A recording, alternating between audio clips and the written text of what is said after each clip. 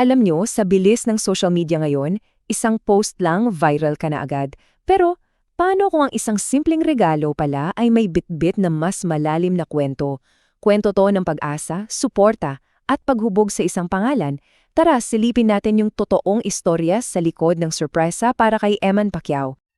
So, ano nga ba talaga ang kwento sa likod nitong awesome gift na to para kay Eman Pacquiao? Tingnan natin dahil for sure hindi lang ito tungkol sa material na bagay. Okay, so nagsimula ang lahat ng usap-usapan sa isang post na mabilis na kumalat. Si Eman Pacquiao daw nakatanggap ng isang matamis na sorpresa. At hindi lang basta-basta kung sino yung nagbigay ha.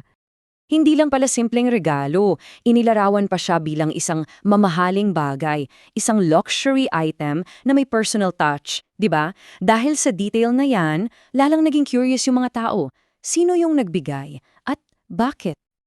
Pero, alam nyo, dito na nagiging mas malalim at mas interesante yung kwento. Kasi hindi ito tungkol sa presyo o sa brand ng regalo, kundi sa kung ano talaga ang sinisimbolo nito.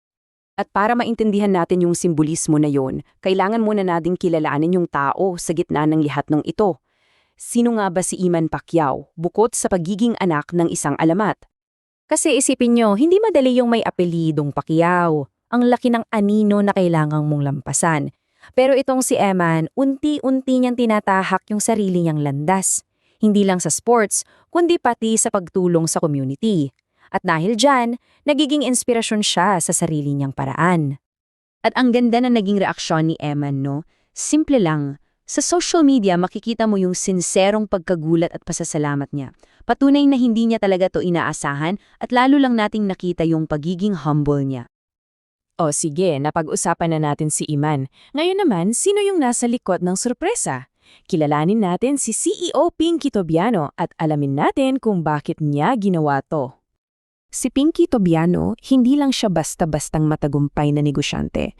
Matagal na siyang kilala bilang isang chem philanthropist. May puso talaga para sa mga advokasya, lalo na para sa kabataan at sa sports. At ito yung mga bagay na nagkukonekta sa kanya sa pamilya Pacquiao, kung saan matagal na siyang malapit na kaibigan. At si Pinky mismo ang naglinaw ng lahat.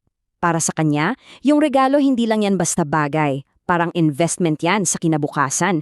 Isang paraan para ipakita yung paniniwala niya sa potential ni Eman bilang isang future leader. So gets nyo na? Hindi ito isang biglaang gesture, hindi ito out of the blue. Itong regalong to, simbolo to ng isang ugnayan na nabuo, hindi sa mga business meeting, kundi sa pagtulong sa komunidad at pagkakaroon ng iisang layunin. Yung koneksyon nila, malalim yan nakaugat sa totoong pagkakaibigan, respeto, at sa mga proyektong pareho nilang pinapahalagahan. Lalo na yung pag-angat sa mga kabataang atleta para maabot din nila yung mga pangarap nila. At ang nakakatuwa pa, ayon sa mga lumabas na balita, mismong si Pinky daw, sobrang hanga at na-inspire sa nakikita niyang passion ni Eman. So yung regalo, hindi lang suporta sa isang Pacquiao, kundi isang personal na pakilala sa karakter ng isang batang leader na nagsusumika. Siyempre, sa panahon ngayon, pag may ganitong kwento, anong kasunod? Mabilis yan kumalat online, di ba? At yung isang pribadong gesture nagiging pampublikong usapan. At as expected, sumabog talaga sa social media. Bumuhos yung mga komento, yung mga reaksyon, naging trending topic agad at karamihan sa mga tao tuwang-tuwa sa positibong balitang nabasa nila. At itong isang comment na to mula sa isang netizen, parang ito na yung summary ng nararamdaman ng marami. Para sa kanila, patunay ito na yung pagiging matulungin ng pamilya Pacquiao na ipapasa talaga sa susunod na henerasyon. So ano yung takeaway natin dito? Kung titingnan natin yung buong kwento at hindi lang yung headline, ano ba talaga yung aral na iniwan nito sa atin? Sa huli, yung simpleng regalo naging mas malaki pa yung kahulugan. Naging simbolo siya ng pagkilala sa hard work, ng suporta sa next generation of leaders, at higit sa lahat naging paalala na yung totoong pagkakaisa nagsisimula sa maliliit na gawa ng pagtutulungan. At para sa akin, ito yung pinaka-powerful na mensahe ng buong kwento, yung halaga ng mentorship.